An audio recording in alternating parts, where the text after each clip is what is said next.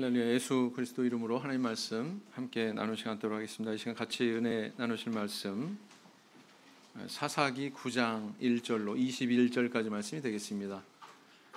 사사기 9장 1절로 21절까지 말씀 제가 낭독하겠습니다. 여룻바알의 아들 아비멜렉이 세겜에 가서 그 어미의 형제에게 이르러 그들과 외조부의 온 가족에게 말하여 가로되 청하노니 너희는 세겜 사람들의 귀에 말하라. 여룻바알의 아들 70인이 다 너희를 다스림과 한 사람이 너희를 다스림이 어느 것이 너희에게 나으냐? 또 나는 너희의 고륙지친임을 생각하라. 그 어미 형제들이 그를 위하여 이 모든 말을 온 세겜 사람들의 귀에 고하매 그들의 마음이 아비멜렉에게로 기울어서 말하기를 그는 우리 형제라 하고 바알버린 묘에서 은 70개를 내어 그에게 주매 아비멜렉이 그것으로 방탕하고 경박한 유를 사서 자기를 쫓게 하고 오브라에 있는 그 아비의 집으로 가서 여룻바알의 아들 곧 자기 형제 70인을 한 반석 위에서 죽였으되 오직 여룻바알의 말째 아들 요담은 스스로 숨었으므로 남으니라. 세겜 모든 사람과 밀로 모든 족속이 모여가서 세겜에 있는 기둥 상수리나무 아래서 아비멜렉으로 왕을 삼으니라. 혹이 요담에게 그 일을 고하매 요담이 그리심산 꼭대기로 가서 서서 소리를 높이 외쳐 그들에게 이르되 세겜 사람들아 나를 들으라. 그리하여야 하나님이 너희를 들으시리라. 하루는 나무들이 나가서 기름을 부어 왕을 삼으려 하여 감람나무에게 이르되 너는 우리 왕이 되라 하매 감람나무가 그들에게 이르되 나의 기름은 하나님과 사람을 영화롭게 하나니 내가 어찌 그것을 버리고 가서 나무들 위에 요동하리요 한지라.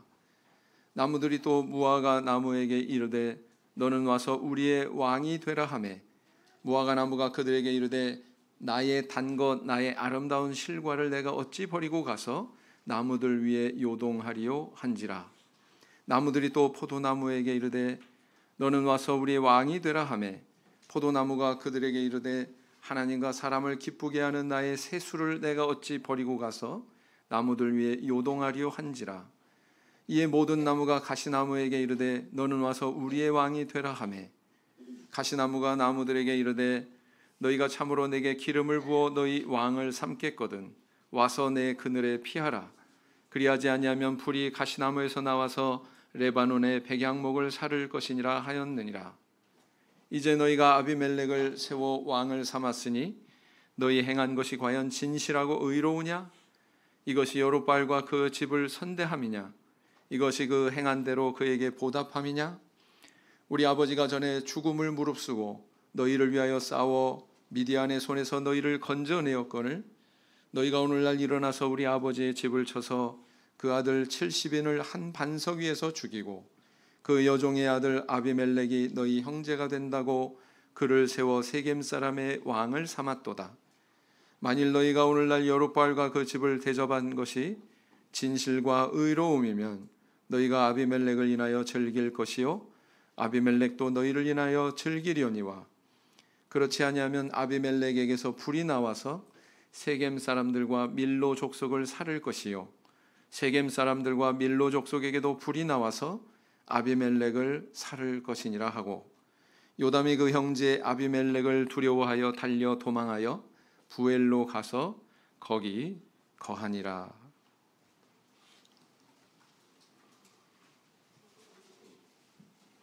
제가 혼자 읽는 게 더 시간이 단축되죠?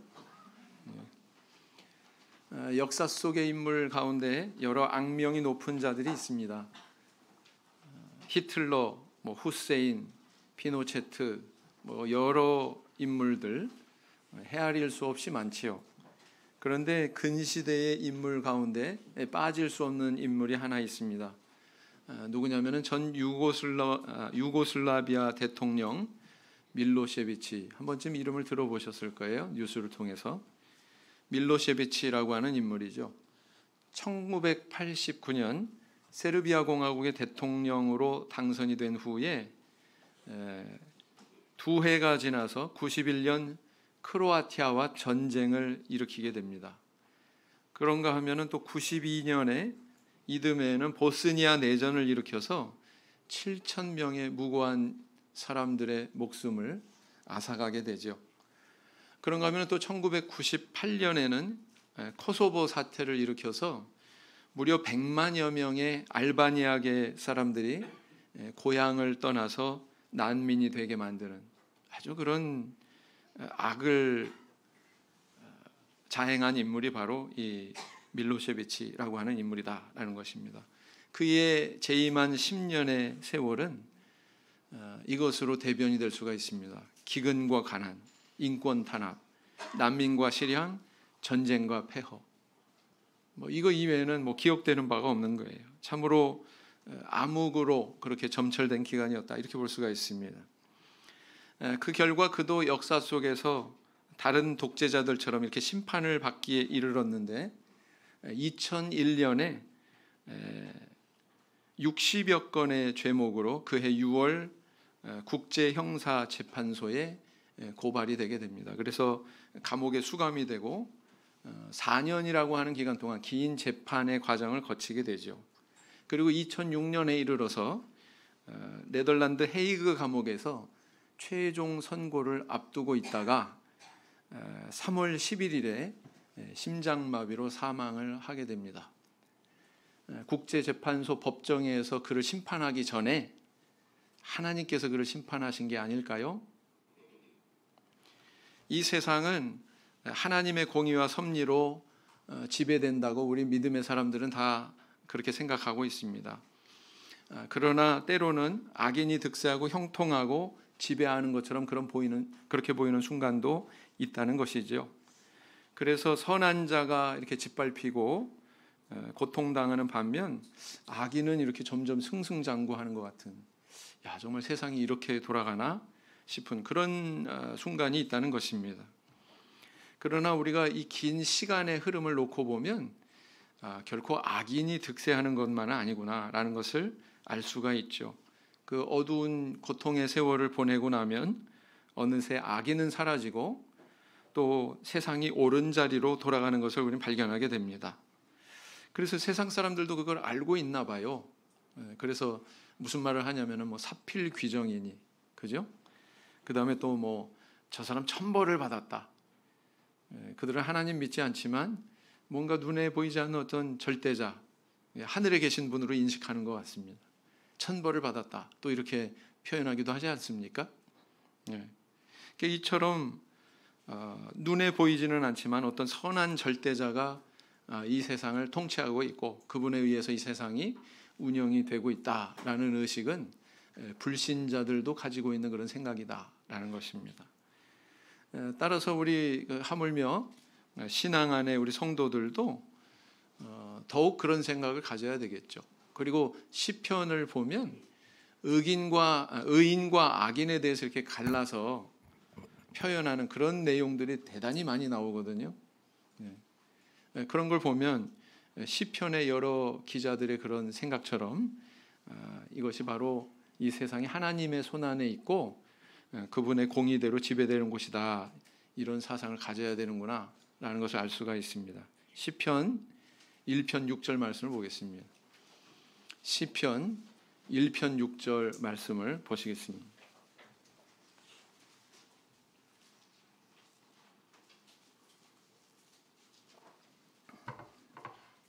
시편 1편 6절 같이 읽겠습니다. 시작. 대저 의인의 길은 여호와께서 인정하시나 악인의 길은 망하리로다. 이렇게 시편의 기자처럼 신앙인이 하나님을 믿을 때 그 믿음의 실체는 또 어떻게 나타나야 되냐면은 그분의 공의와 섭리에 의해서 이 세상이 지배받고 있다라고 하는 이 구체적인 것을 받아들이는 것으로 나타날 수 있어야 됩니다. 그런 믿음을 가질 때 우리는 이 땅에서 착하고 의롭게 살아갈 이유가 있는 것이고요. 또 비록 현실이 암울하고 고통 중에 있을지라도 그렇게 하나님의 공의를 믿으면서 인내하고 이겨낼 수 있는 힘을 얻을 수 있는 거죠. 그래서 이 성도님들은 바로 그런 믿음을 가지고 있어야 된다라는 것입니다.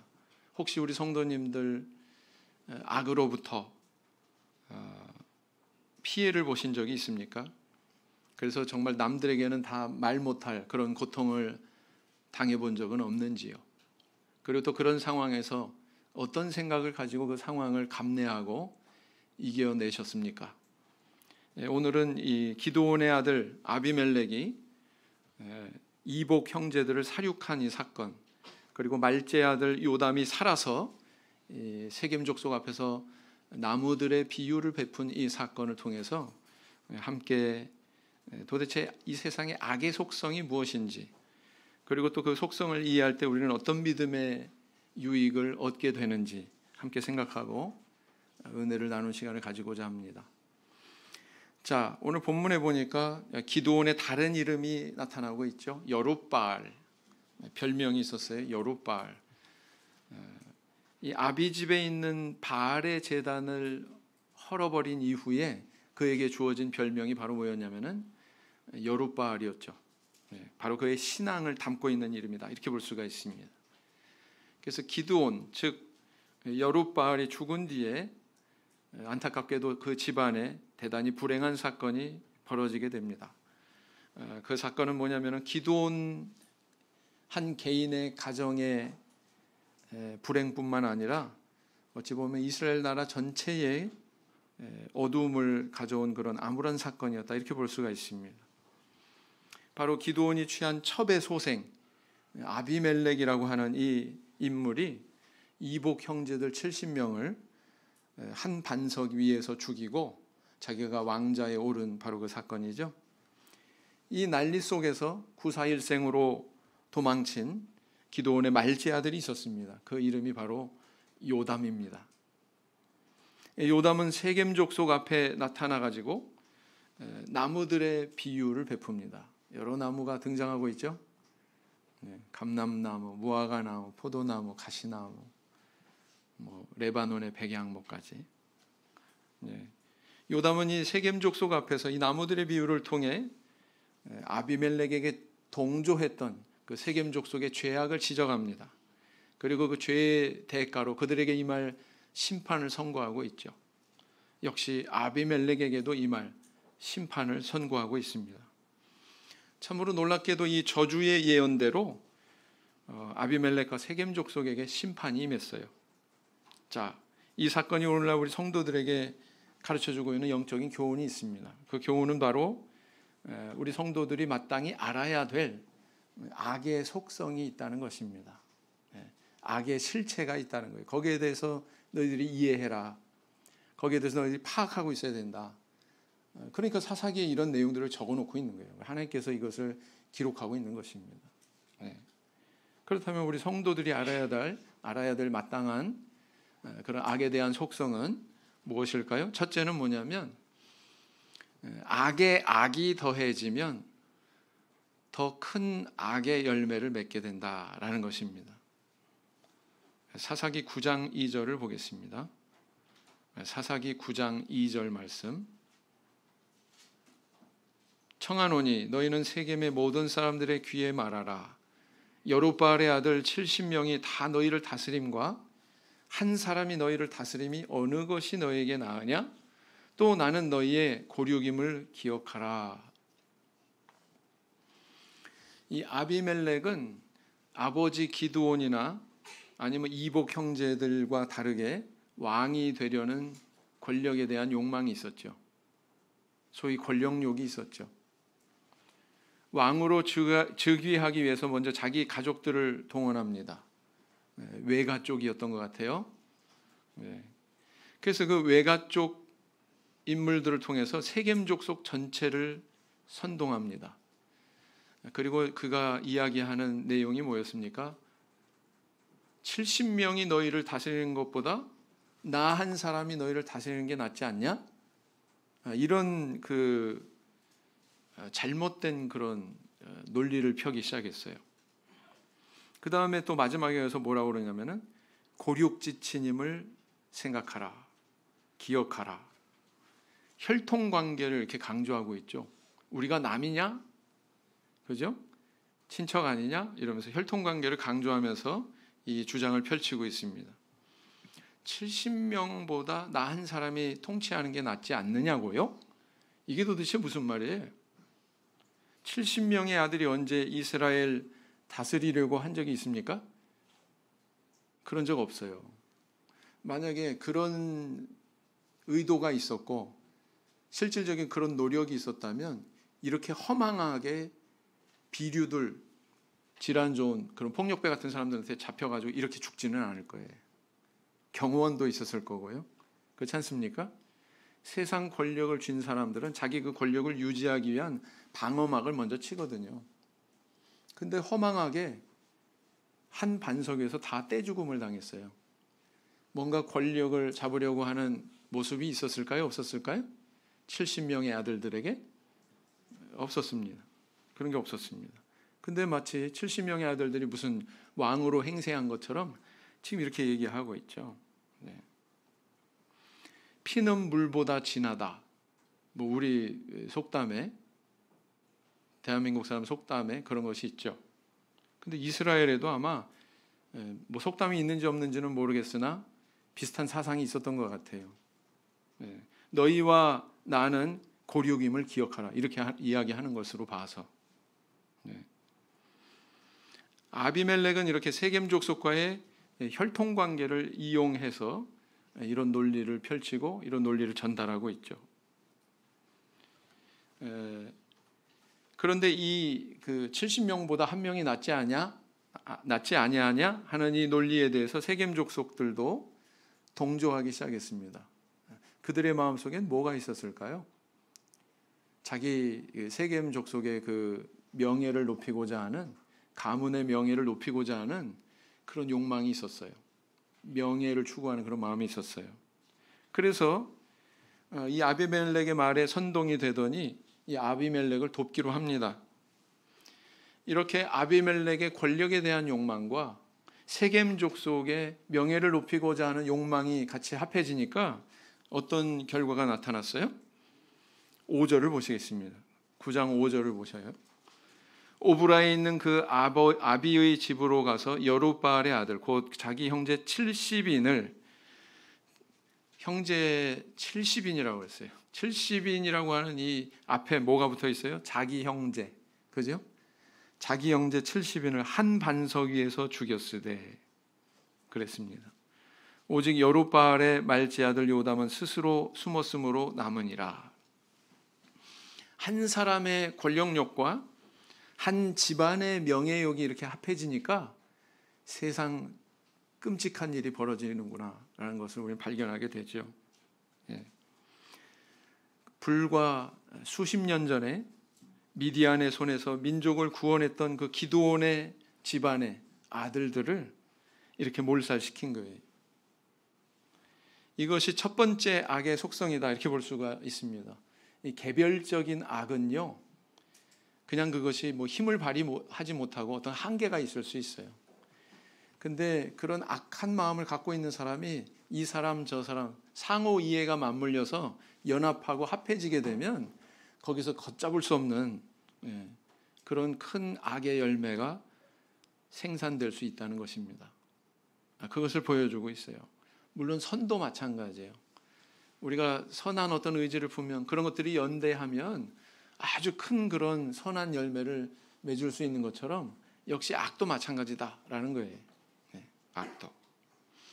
여러분 그 슈퍼마켓 가서 뭐 몇 푼이면은 요즘엔 또 몇 푼도 아니더라고요. 되게 비싸더라고요. 과자가. 과자 살 수가 있죠. 근데 이제 과자 안에는 다 이렇게 소량의 식품 첨가물이 있습니다. 이건 화학약품입니다. 그래서 이제 이 양이 너무 과도하면 안 되니까 식약처에서 이걸 관리를 하거든요. 그래서 이게 허용치냐 아니냐 그것을 이제 분별을 해가지고 이것을 판매해도 된다. 이것을 이제 허가를 해주게 됩니다. 그런데 이렇게 소량의 첨가물이라고 할지라도 이 과자에 들어가 있는 첨가물과 저 과자에 들어가 있는 첨가물, 또 다른 과자에 있는 첨가물이 종류가 다 달라요. 그래서 이 작은 미량의 첨가물이 한데 합해질 경우에는 어떤 결과가 나온다에 대한 검증은 아무도 모릅니다. 식약처에서도 그런 건 조사 안 하거든요. 그 단일 품목에 대해서만 허용치를 측정을 해가지고 허락을 해줄 뿐이지, 상용화를 허락을 해줄 뿐이지, 이것저것이 합해졌을 때 여기서 어떤 화학적인 반응이 일어나서 우리 인체에 어떤 영향을 끼칠지에 대해서는 아무도 모른다는 거예요. 그래서 애들한테 과자를 먹이거나 나 자신이 그런 스낵을 즐기거나 할 때는 이것저것 막 섞어 먹으면 된다, 안 된다? 그러면 안 된다는 거예요. 그러면 안 된다는 거예요. 요즘 어린아이들이 아토피가 많은 이유, 또 성인에게만 나타나는 그런 성인병들이 아예 어린 시절부터 그런 것들이 나타나는 이유가 바로 이런 데 있지 않나. 사람들은 그냥 마음속으로 추정만 할 뿐입니다. 좀 관심 있는 사람들만. 그래서 이런 먹거리 문제가 바로 그런 그 내막이 있다. 알아야죠. 그죠? 알아야 우리가 조심하지 않습니까? 이 소량의 화합물이지만 두 가지, 세 가지 합해지면 우리가 전혀 예측할 수 없는 그런 결과가 나오는 것처럼 마찬가지예요. 이 세상에 어떤 악한 마음을 품은 사람과 또 다른 악한 마음을 품은 사람이 막 연대하고 결합하면 거기에서 누구도 예측 못하는 아주 불이한 열매가 맺어질 수 있다는 것입니다. 그것을 알아야 된다는 거예요. 이런 사례가 예수님의 재판 현장에도 있었죠. 예수님 십자가 언도했던 그런 재판의 현장에 어떤 일이 있었습니까? 먼저 스승을 은30에 팔아버린 페륜 제자 가룟 유다가 있었습니다. 그 마음속에 재물을 탐하는 마음이 있었어요. 두 번째는 뭐냐면은 자기는 무슨 허락을 받은 것도 아닌데 백성들을 막 가르치고 있는 율법 선생 행세하는 예수님에 대해서 시기하는 인물들이 있었죠. 바로 바리새인과 서기관들, 다른 종교 지도자들, 대제사장, 제사장들, 예수님을 시기했습니다. 그 시기하는 악한 마음이 있었어요. 그래서 예수님을 고소하지 않습니까? 그런가 하면 또 누가 있었습니까? 자기 총독의 자리를 유지하고자 하는 그런 권력에 대한 욕망 때문에 불공평한 재판도 그냥 진행해버린 총독 빌라도의 불의함도 있었습니다. 죄가 없는 줄 알아요. 성경에 분명히 기록하고 있죠. 예수님 죄 없는 줄 빌라도가 알았어요? 몰랐어요? 알았어요. 그럼에도 불구하고 내어주지 않습니까? 십자가로. 뿐만 아니라 로마 제국의 지배에서 독립시켜줄 메시아를 기다리던 군중들은 가만 보니까 예수님이 그런 임금이 돼서 그런 일을 해줄 것을 잔뜩 기대했는데 관심이 없어요. 거절해요. 마음에 안 드는 거죠. 못마땅한 거죠. 그가 그 재판의 현장에서 오히려 칼 들고 독립투사 노릇했던 바라바를 선택합니다. 예수님이 아니라 누구를 선택해요?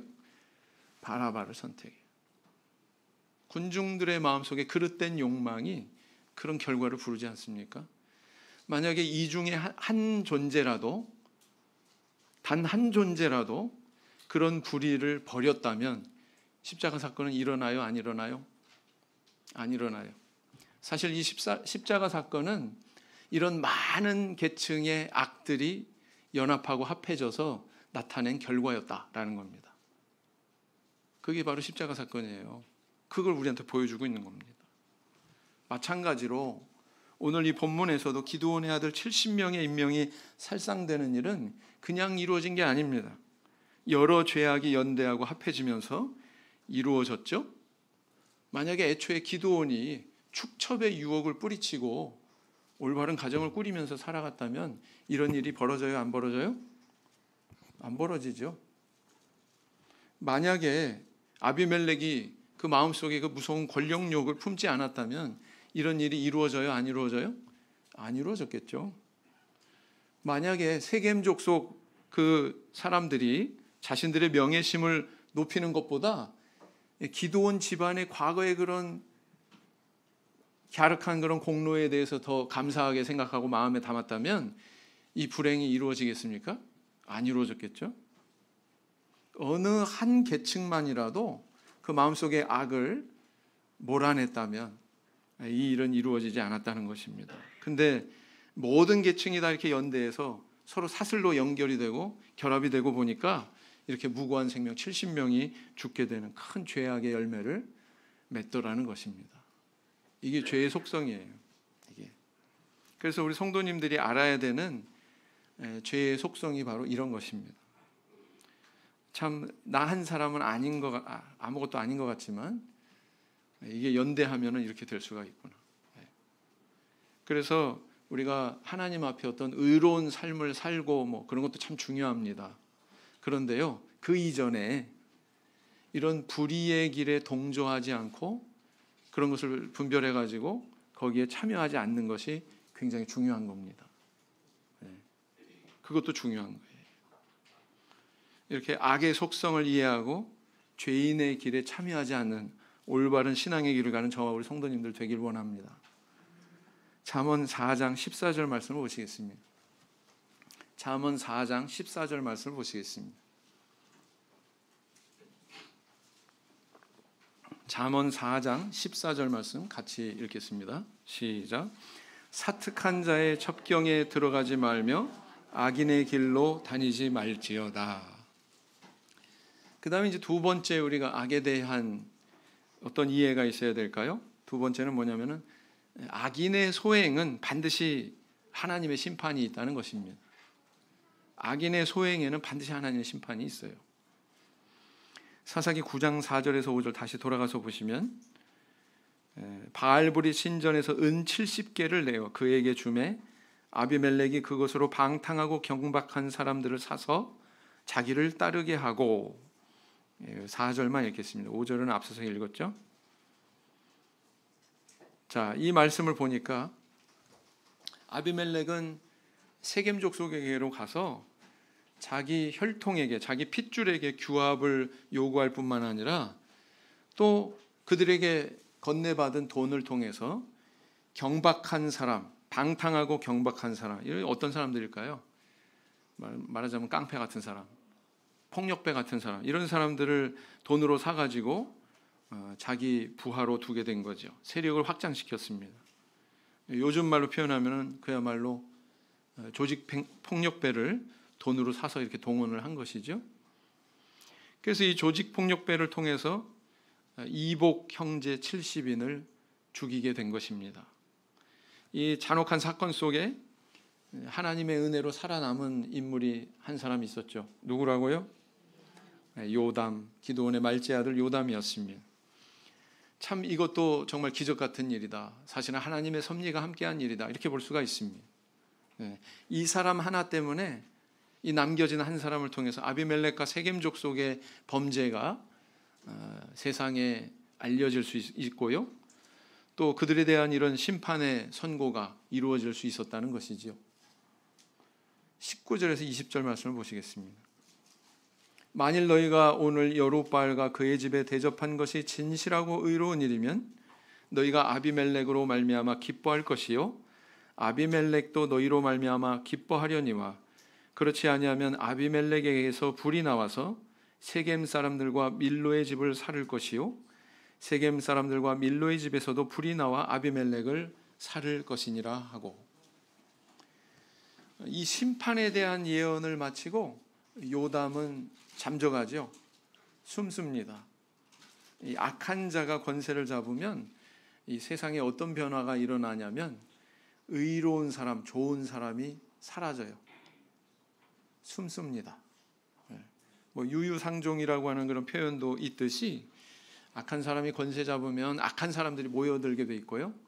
좋은 사람, 의로운 사람이 권세를 잡으면 의로운 사람들이 늘어나게 돼 있습니다. 세상 이치가 그래요. 그래서 잠언에서도 이런 말씀이 있지 않습니까? 잠언 28장 28절. 잠언 28장 28절.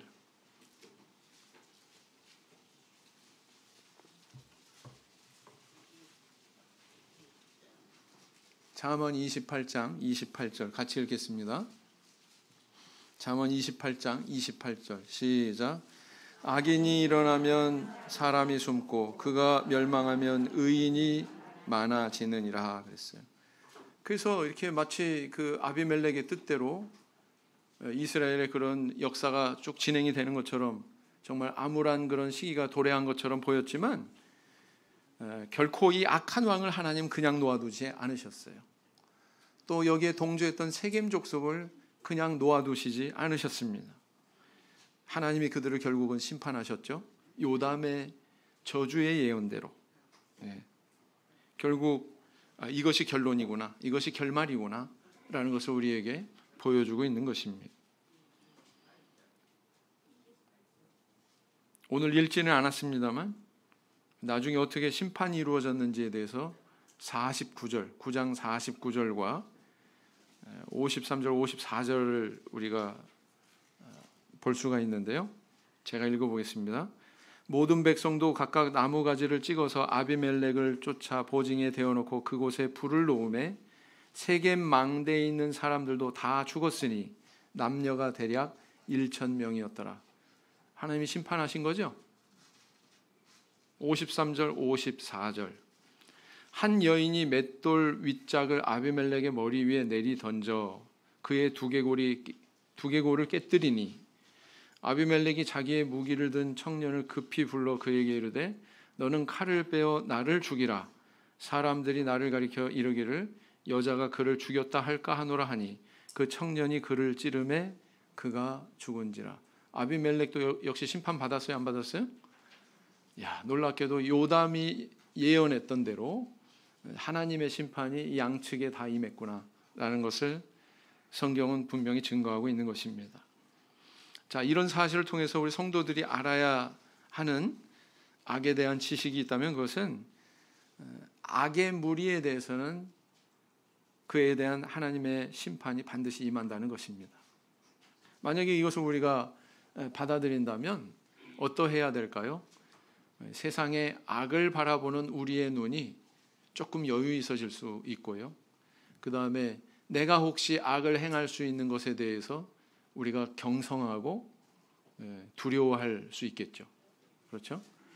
우리 신앙인에게는 그런 마음이 있어야 돼요. 두려워해야만 하는데 두려워하지 않는 것이 그게 화근입니다, 사실은. 그래서 이렇게 경외함이 우리에게 있어야 되는데 그 경외함을 갖출 수 있는 첫 번째 전제가 있어요. 그게 바로 뭐냐면은 선악을 분별할 줄 아는 능력입니다. 뭐가 선인지 뭐가 악인지 그것도 분별하지 못하는데 어떻게 선을 쫓는 길을 가겠습니까? 악을 멀리하는 그런 길을 선택할 수 있겠습니까? 그죠? 옛날에 그 대항해 시대 때 막 유럽의 그 열강들이 막 배 타고 막 신대륙에 가서 막 그곳을 뭐 지배하려고 학살하고 하는 일을 자행했던 그런 시대가 있었죠. 아마존의 그 원주민들을 이렇게 딱 발견하고 보니까 논란이 일어났어요. 이건 사람이냐 짐승이냐. 오늘날엔 그런 논란이 있어요, 없어요? 아마존의 원주민도 역시 우리는 다 우리와 똑같은 사람이다. 이 지식이 있죠. 근데 그 시절에는 그렇게 무지몽매했던 거예요. 그래서 사람을 짐승으로 착각해 가지고 어떤 일을 자행했습니까? 마구 죽여버린 거죠. 그죠? 마구 학살해버린 거죠. 그러니까 그런 죄악된 행동이 벌어지기 이전에 이지적인 부분에 문제가 있으니까 사람을 사람으로 알아야 되는데 사람을 짐승으로 알다 보니까 이런 일이 벌어지지 않습니까? 그래서요, 우리가 무엇을 행하기 이전에 분명히 가늠해야 되는 게 뭐냐면 이게 선이냐 악이냐, 이것이 옳은 것이냐 저것이 그른 것이냐, 이것이 진실이냐 저것이 거짓이냐, 이거 분별할 줄 아는 능력이 있어야 된다는 것입니다. 우리 성도님들 안에 그런 것이 있어야 된다는 거예요. 그것이 있지 않으면 죄를 범하게 되고 죄를 범하면 반드시 하나님의 심판이 있다는 것입니다.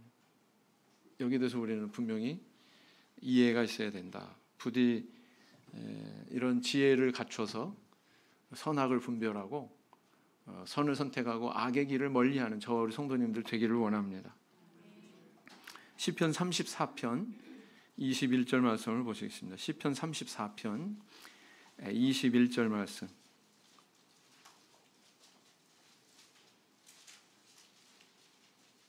시편 34편 21절 같이 읽겠습니다. 시작. 악이 악인을 죽일 것이라. 의인을 미워하는 자는 죄를 받으리로다. 다 이 안에 심판을 이야기하고 있죠. 네, 그렇습니다. 그 다음 이제 세 번째 교훈이 있습니다. 세 번째 교훈은 뭐냐? 자기 자리를 떠나고 지키지 않으면 그것이 악에 빠지게 되는 길이다라는 것을 우리에게 가르쳐주고 있어요. 자기 자리를 떠나면 악에 빠진다. 이 교훈을 우리에게 가르쳐주고 있습니다. 자, 오늘 굉장히 장문으로 요담이 세겜 족속 앞에서 든 비유 이야기가 있죠. 나무들의 비유. 자, 여기 나무가 뭐가 등장해요? 감람나무, 무화과나무, 포도나무, 레바논 백양목까지 또 나오죠, 그죠?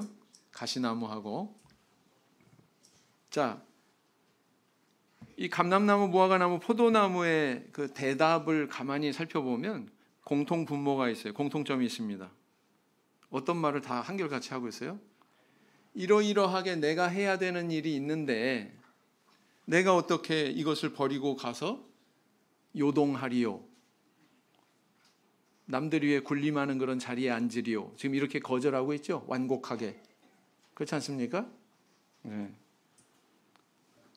그래서 이런 그 비유를 통해서 사실은 요담은 진실을 전달하고 있는 거예요. 그 70명의 학살당한 그 아들들은 결코 군림하려고 하는 마음이 없었다. 이걸 전달하고 있는 거고요. 네. 그 다음에 이제 뭘 또 알 수 있냐면 넌지시 그 세겜 족속들의 그런 욕망에 대해서 지금 지적하고 있는 거예요.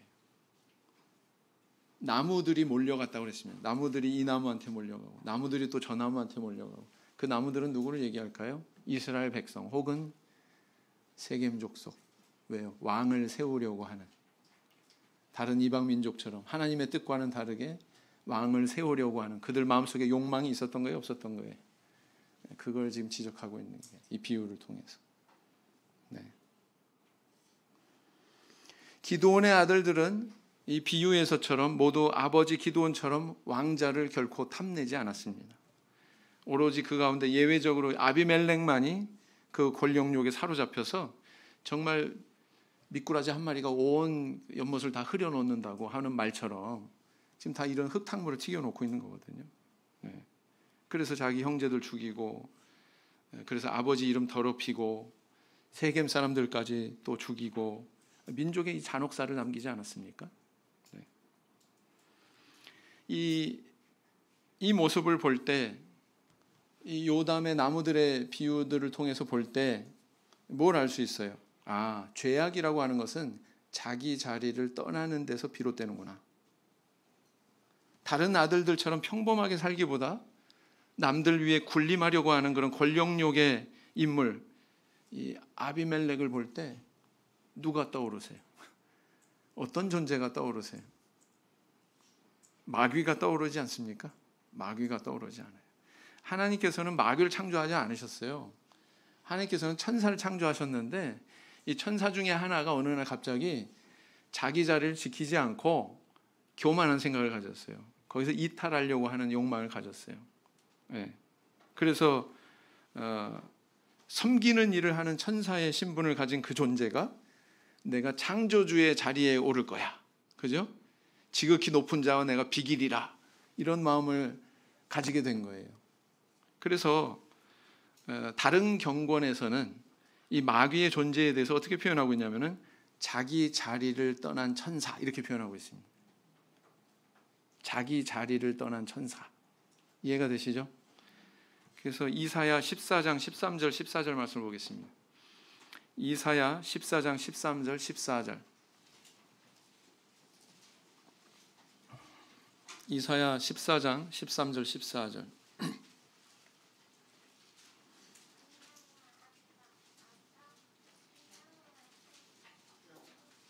이사야 14장 13절 14절 같이 읽겠습니다. 시작.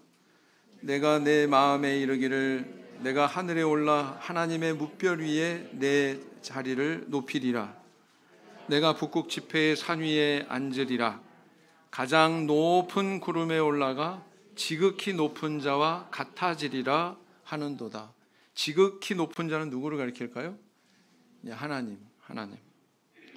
그 다음 유다서 1장 6절을 보겠습니다. 유다서 계시록 바로 앞에, 계시록 바로 앞에 있죠?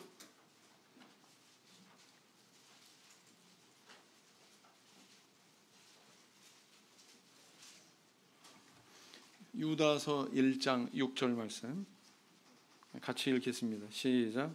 또 자기 지위를 지키지 아니하고 자기 처소를 떠난 천사들을 큰 날의 심판까지 영원한 결박으로 흑암에 가두셨으며, 그랬죠?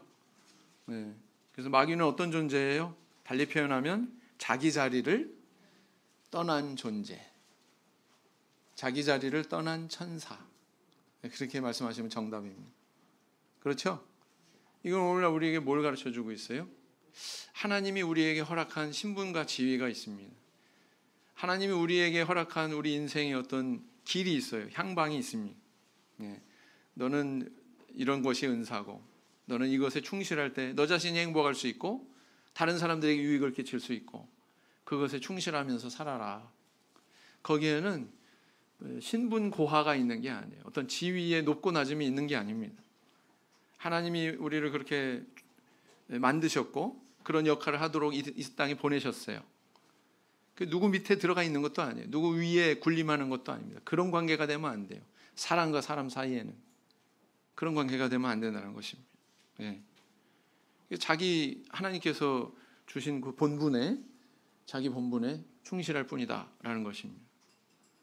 그런 태도를 가지고 우리 인생을 살아야 되겠죠. 근데 남 위에 군림하려고 하면 이제 문제가 되는 거예요. 로마서 12장 3절 말씀을 보시겠습니다.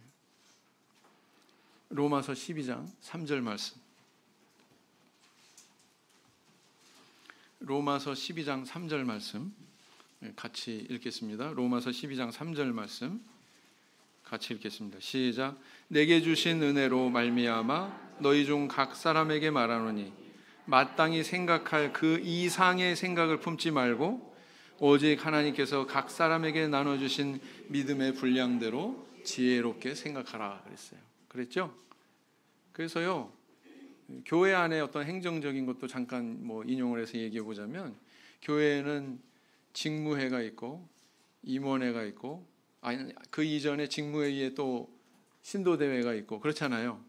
신도대회에서 다루고 결정할 일이 있고, 직무회에서 다루고 결정할 일이 있고, 임원회에서 또 다루고 결정할 일이 있습니다. 근데 신도 한 분이 그런 모든 것들을 초월해서 막 좌지우지한다거나 그런 상황이 있을 수도 있어요. 그러면 된다 안 된다?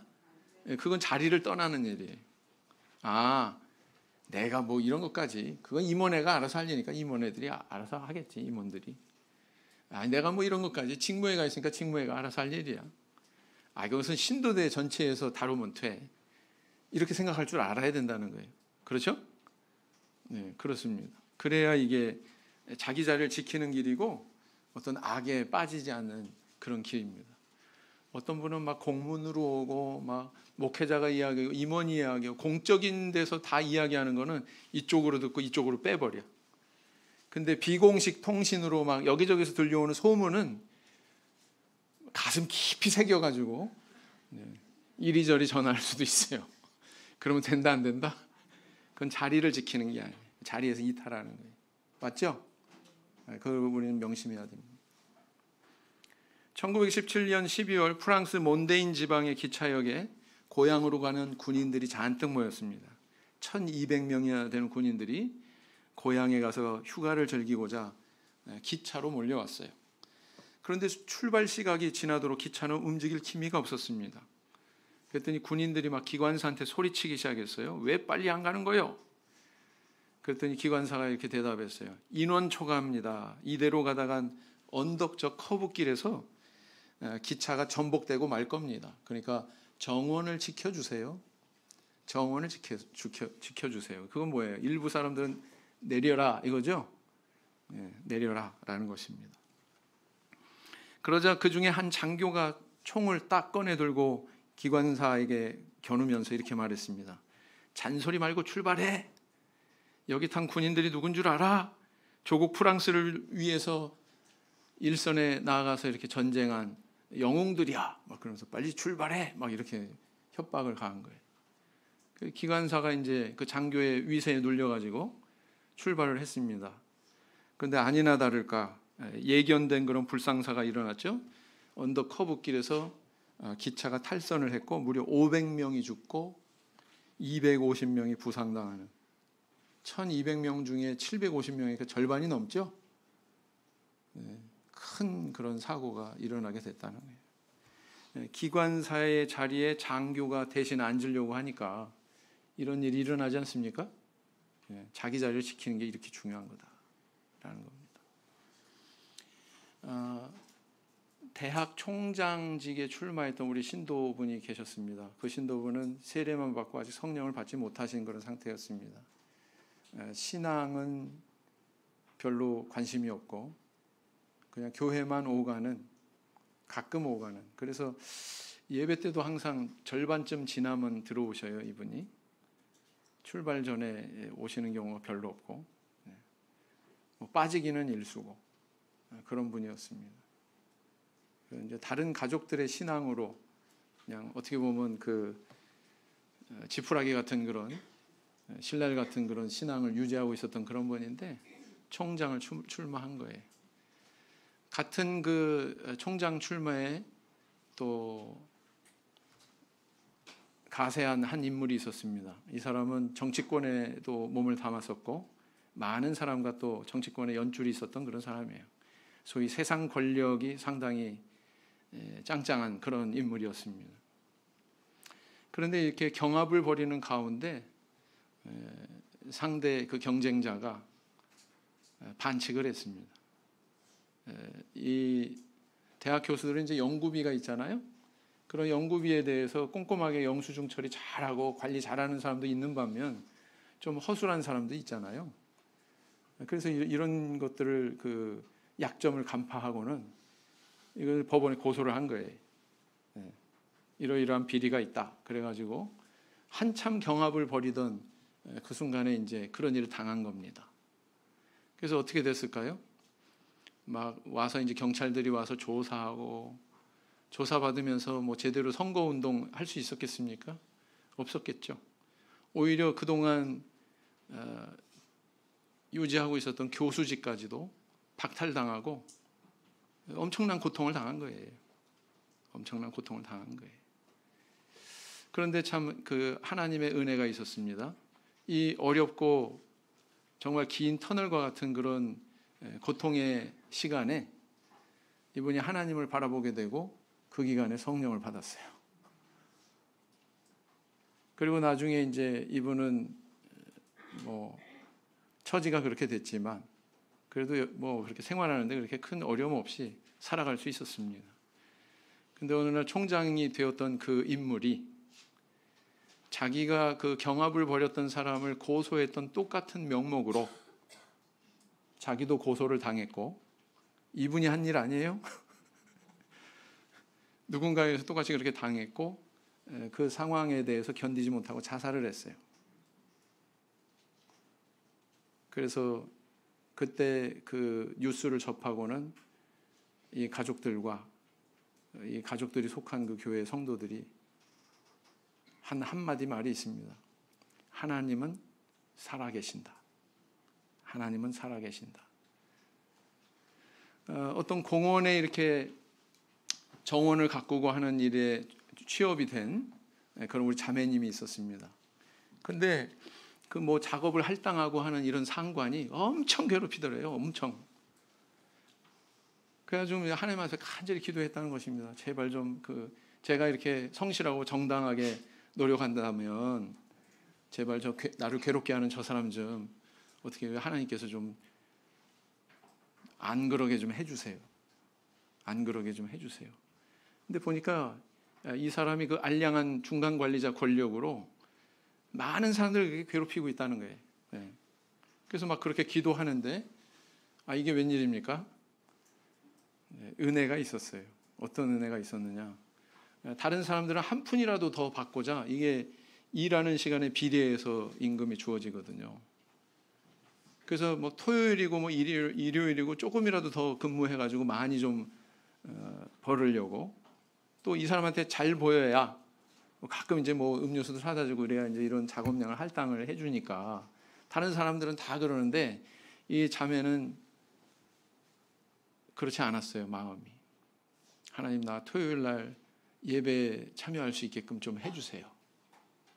근데 여기 묶여 있으니까 그 마음대로 자기가 조정할 수 있어요? 없어요? 없잖아요. 그래서 기도했다는 것입니다. 나 좀 안식일 시킬 수 있게 좀 하나님 좀 인도해 주세요. 근데 웬일입니까? 어느 날 이 작업 지시하는 작업반장이 부르더니 당신은 이제 앞으로 토요일 날은 절대로 나오지 마. 마치 무슨 징벌을 내리듯이 선고를 하더래요. 그래서 이 자매가 그 이야기를 듣고는 감사합니다 그러고 나왔답니다. 참 놀랍게 일하시죠? 하나님께서 놀랍게 인도하시죠? 그렇습니다. 그래서 그 후에 또 어떻게 됐느냐, 이 작업반장이 해고됐어요. 이 작업반장은 밑에 있는 사람들 자를 수도 있고 채용할 수도 있는 권한이 있었지만, 좌지우지할 수 있는 그 권한이 있었지만, 작업반장을 좌지우지할 수 있는 권한은 누가 갖고 계셨어요? 하나님이 갖고 계셨어요. 그렇죠? 네, 그렇습니다. 그래서 우리가 사는 세상, 비록 어떤 악한 사람 때문에, 악의 세력 때문에 우리가 고통당하고 그럴 순간들이 있을 수 있습니다. 그러나 그 가운데 진정으로 이 세상을 통치하시는 분은 쥐고 계시는 분 우리 하나님이다라는 그 믿음 가지시고 신앙의 길을 가시는 저와 우리 성도님들 되시길 원합니다. 묵상 기도하시겠습니다.